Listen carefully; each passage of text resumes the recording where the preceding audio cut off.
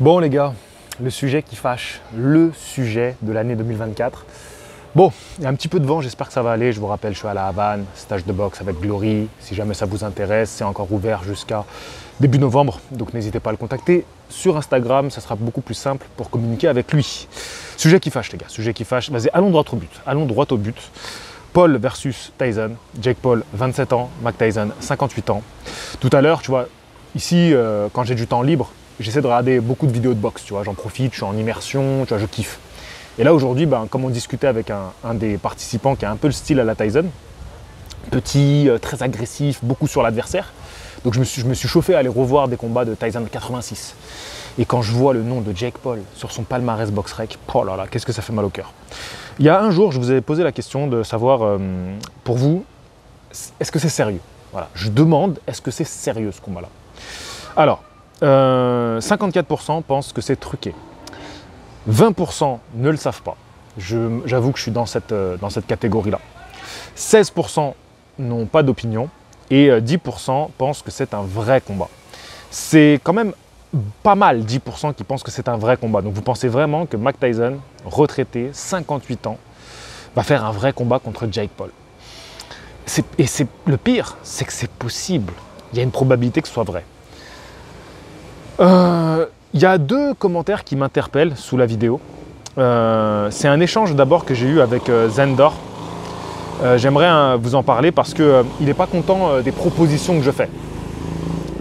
Donc voilà, il me reprend sur les choix. C'est quoi ces choix de réponse? C'est ni un vrai combat, ni truqué. C'est pour une exhibition. Faire un peu de spectacle. Ça va sûrement durer jusqu'au dernier round, mais je ne pense pas qu'avant le combat, ils auront un scénario à suivre. Donc moi, je lui réponds, tu sais qu'une exhibition peut être un vrai combat ou un faux combat. Parce qu'il faut rappeler ce que c'est qu'une exhibition. Une exhibition, c'est juste que ce combat-là n'est pas répertorié comme un combat professionnel. Il n'est pas sous l'égide d'une fédération officielle. Un combat d'exhibition, c'est un arrangement, on fait un contrat, on s'arrange pour qu'on fasse un échange. Mais dans notre contrat, on peut très bien se dire, gars, on ne va pas appuyer les coups. Ou on va scénariser un peu le truc et dès que tu le sens, tu tombes. Ou on s'arrache la gueule. Un combat d'exhibition n'empêche pas qu'on va y aller comme si c'était un combat pro. C'est juste qu'il ne sera référencé nulle part. C'est un combat d'exhibition. Donc en fait, un combat d'exhibition, on n'en sait rien de vraiment ce que ça va donner. On n'en sait rien, voilà. Donc c'est pour ça que je lui ai répondu ça. Et donc Zendor, il continue à échanger. Et donc lui, il insiste. Vrai combat, c'est genre. Les deux vont à fond pour mettre KO l'autre. Et truqué, c'est genre, bon Mike, débrouille-toi absolument pour perdre ce combat sans que ça se voie. C'est ça qui me dérange dans tes choix de réponse. Il n'y a pas que c'est un combat pour le spectacle. Parce que vrai combat, ça veut dire que c'est sérieux. Les gars voudront absolument chercher le KO. Le problème qu'on a avec les sondages, c'est que vous êtes tellement obnubilé par la réponse que vous voulez donner, que vous ne regardez pas les choix que vous avez et que dans les choix que vous avez, vous pouvez très bien vous rapprocher de votre réponse. Si tu penses que c'est un spectacle, ça veut dire que c'est truqué. Voilà, un spectacle, c'est truqué. C'est tout comme décider que l'un des deux va tomber KO, mais faire le show et aller au bout, c'est aussi truqué. Ça veut dire qu'on s'arrange. Donc, le combat, c'est truqué dans le sens où on te le vend comme un combat pro sur le palmarès BoxRec. Et moi, je me demande même pourquoi BoxRec rentre dans le jeu. BoxRec, qui ont retiré des ceintures à de nombreux boxeurs parce que pour eux, ce n'était pas des ceintures légitimes, là, en mettant ça dans la carrière de Tyson et de Jake Paul, légitime cet affrontement. Donc, je me pose beaucoup de questions.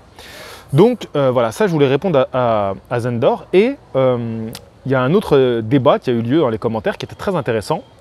Ça n'a surtout aucun intérêt. Alors là, c'est toi qui le dis, parce que s'il monte un tel combat, c'est qu'il y a un intérêt. Voilà, ça déjà, sache-le. S'il monte un tel combat, c'est qu'il y a un intérêt quelque part. Tu peux dire que les combats des youtubeurs aujourd'hui qui vont avoir lieu en France en fin d'année, ça n'a aucun intérêt.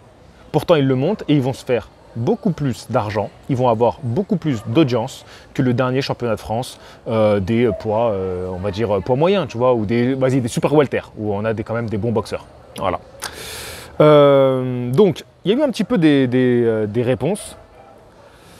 Donc il y a quelqu'un qui répond « Revoir Big Mike sur un ring, c'est toujours un plaisir ». Clairement, Mike Tyson fait partie de ces légendes de la boxe où tu le mets en tête d'affiche, que ce soit un spectacle. Tu sais, les Américains, ils savent très bien faire ça, genre des forums, des événements où les légendes, les anciennes légendes vont venir pour signer des autographes. Et les Américains, ils sont friands de ça. Chose qu'on ne fait pas trop en France. Il faut comprendre que les États-Unis, c'est une autre culture. Et ça, vous avez beaucoup de mal en France à l'accepter. Aucun intérêt pour moi, mais tu crois que le combat, il le fait pour des mecs comme toi et qu'il attend ton avis. Le mec est retraité depuis 20 ans, il va prendre un plus gros chèque que beaucoup de boxeurs pros actuellement. Et ça, encore une fois, c'est une triste réalité. Il y a quelqu'un qui répond « Ça n'a aucun intérêt, pas plus que n'en avait Victor Belfort versus Evander Holyfield. Comment venir frapper un vieux P comme ça ?» Alors oui, bah justement, j'en parlais tout à l'heure avec les gars, parce que forcément on parlait de ça, et je donnais l'exemple de Evander Holyfield qui se fait tabasser par Victor Belfort. Moi, ça me crève le cœur. On a re-regardé les images tout à l'heure. Moi, je comprends pas le délire. Je comprends pas le délire. Et quelque part, j'ai peur que ça finisse un peu dans le même truc. Je sais pas. Franchement, je sais pas. Je me pose beaucoup de questions. C'est pour ça que j'en ai très peu parlé de cet événement. J'en ai très peu parlé.